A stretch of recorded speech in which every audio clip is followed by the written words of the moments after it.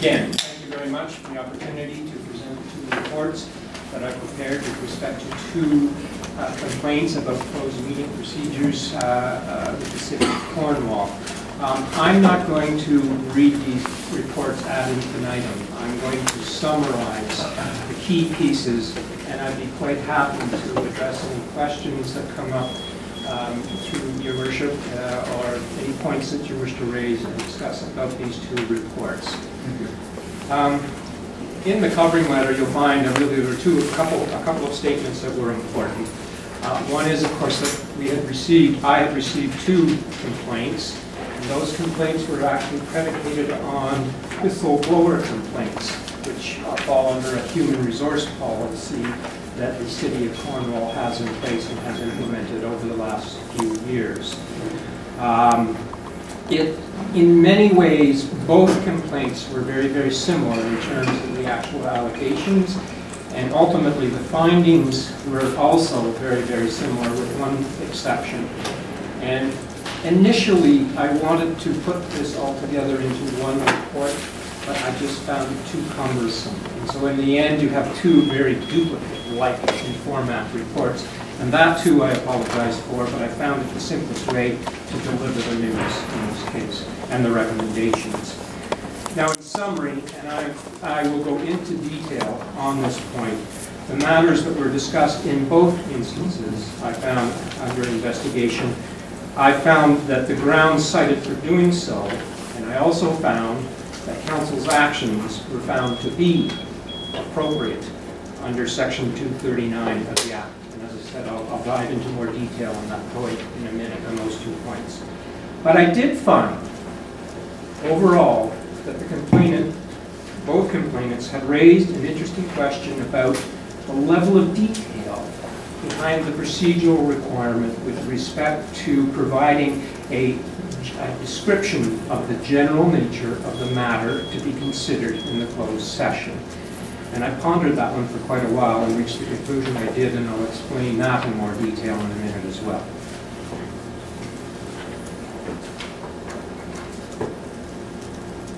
I'm working from the first report entitled CMIC 2013-1, but again, the findings in here, with one exception, apply to the second report as well. And one of the things I wanted to take and just spend a moment on here is to talk about the scope of an investigation. My role. What is it that I do? What does the Act require me to do in these instances? That's what's, and I think it's well worth repeating. Here I may do a little bit of reading. The scope of an investigation as it's contemplated with respect to a complaint under Section 239 of the Act is quite frankly limited. The investigator's role, my role, is to determine whether the municipality has complied with Section 239 or a procedural bylaw that you passed under Section 238 with respect to a meeting or a part of the meeting that was closed to the public, and report on that investigation. And that means, in the simplest of terms, that the investigator and the investigation must examine the process and procedures that were followed rather than the details of any particular issue that gave rise to the complaint.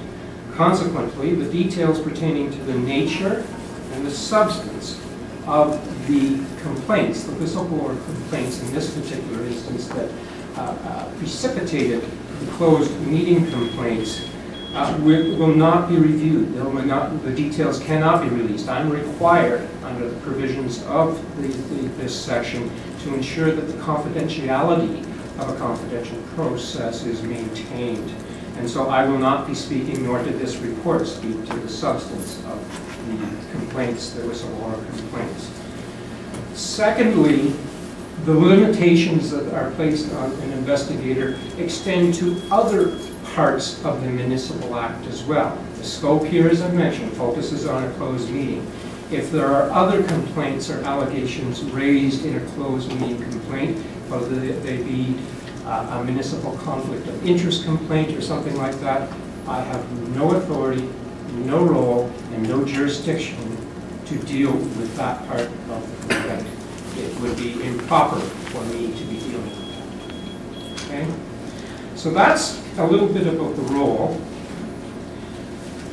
And we spend some time in the report just reciting the legislation and the important pieces of that legislation.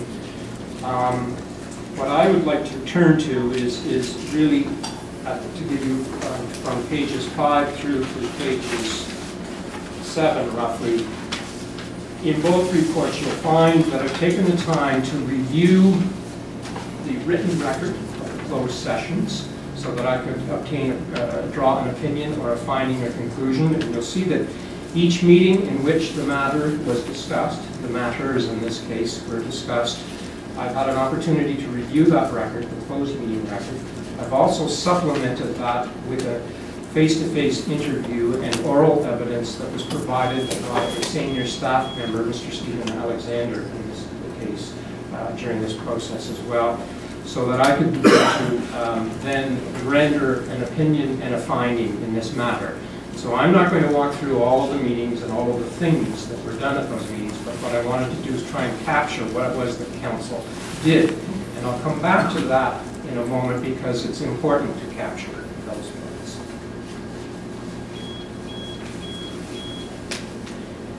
In both instances, when I come to sort of the summary of findings and conclusions, we have a number of allegations that are set forth. And under Section 239 of the Act, municipal councils really have a basic obligation to carry out and perform, and that's this. You must assess, even if one of the matters falls under the exceptions that are identified in the Act, you know, whether it's personal matters about an identifiable individual or whether it's about the disposition of a property, that sort of thing, even if it does fit, obviously fit. The Act contemplates that that need, whether the need for confidentiality, whether it should prevail over the requirement to conduct its business in an open meeting, or the confidentiality of that matter should prevail. And it's, in many ways, it's a discretionary decision that you make. It's not mandatory that you close the meeting, it is discretionary. But there is a very fine balance here because, again, that right for confidentiality, and I'll speak to that again in a minute or so, and that right for public disclosure has to be balanced when you're dealing with your business, and I understand that point.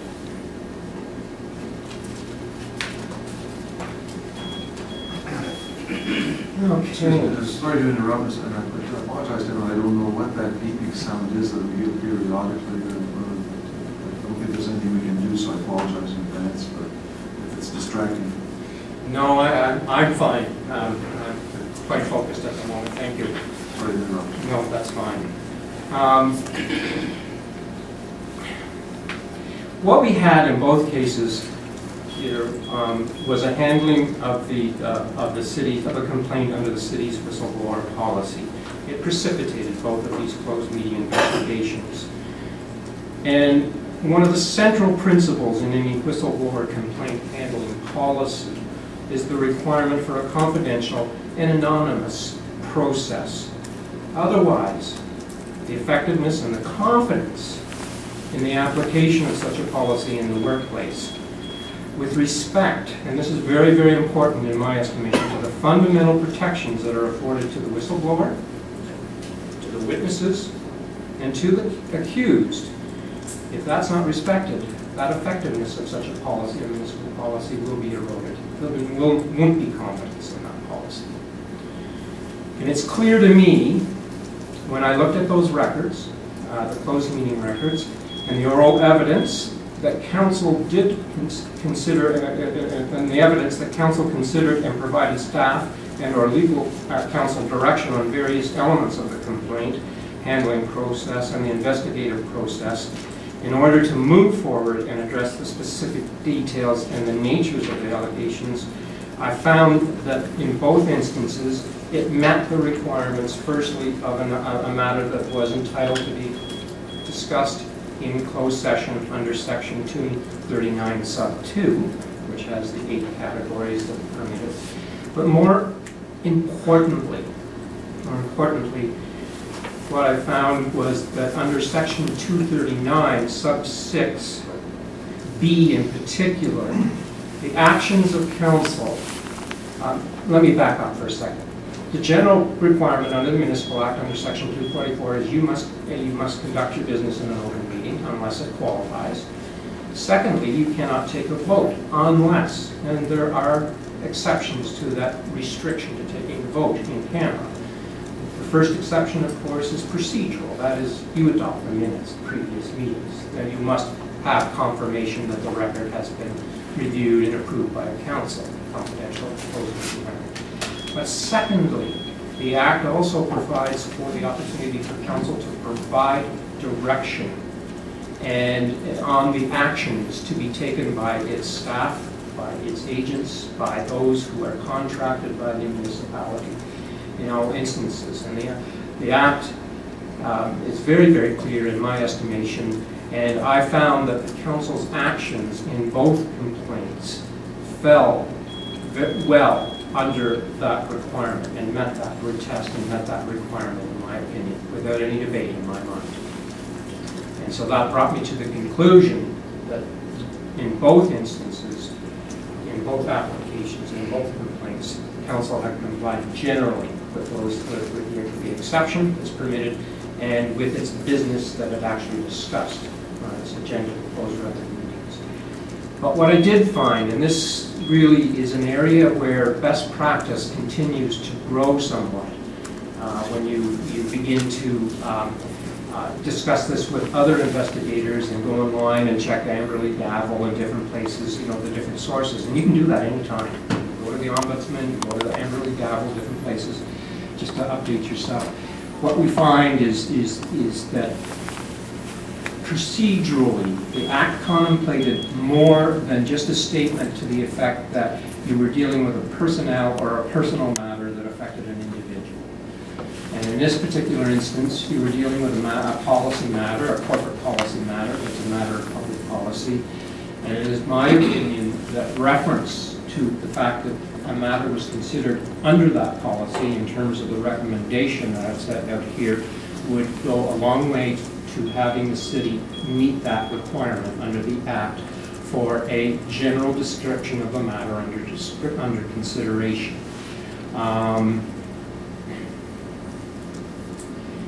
Interestingly enough, I found examples of it already being done. And the particular matter was a contract. May I ask the clerk just to clarify that point? There was a contract with CLC? JCJ. That was a very good working example of saying there's the general matter. There were some details that couldn't be released or discussed, but you were very specific. And that's a good practice. Whenever you can do that without compromising the confidentiality of the matter, do it. It's a good thing, and I would recommend it. So that, in sum and substance, Mr. Mayor and members of council, is the contents of those two reports and the recommendations that are contained therein. Thank you very much, Mr. Fournier. I'll entertain any questions. Councillor Yvette, please. Thank you, Mr. Chair. Mr. Fournier, would this be the same thing as basically when we put under closed council, we discussed the issues on whistleblower period? Is that the kind of information you want on that? What I said, yeah, in this case, the reference in the recommendation was this. Let me just, confidential personnel, okay, sorry, let me get to the right page.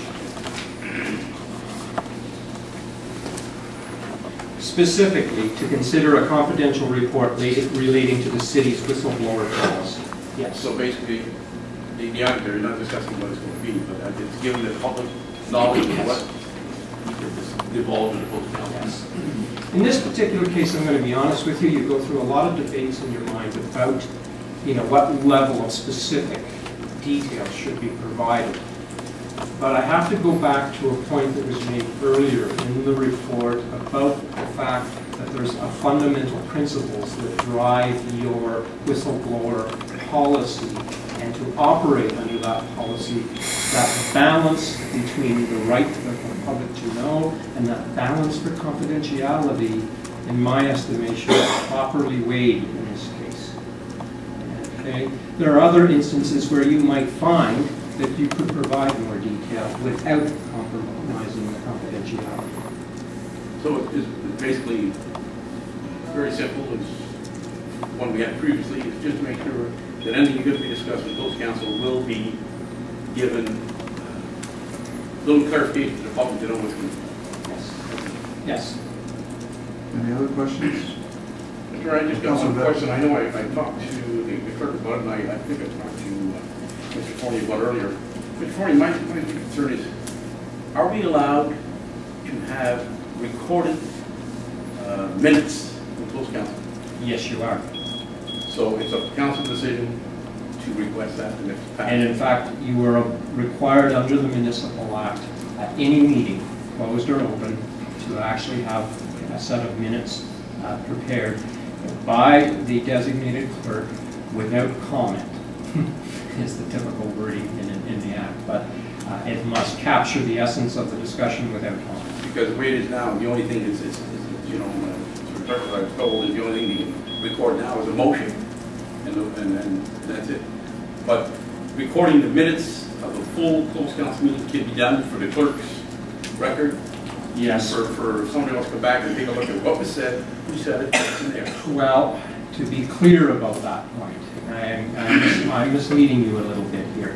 I think what you're asking for is what I would call a full recording of every word spoken. The Act does not require that.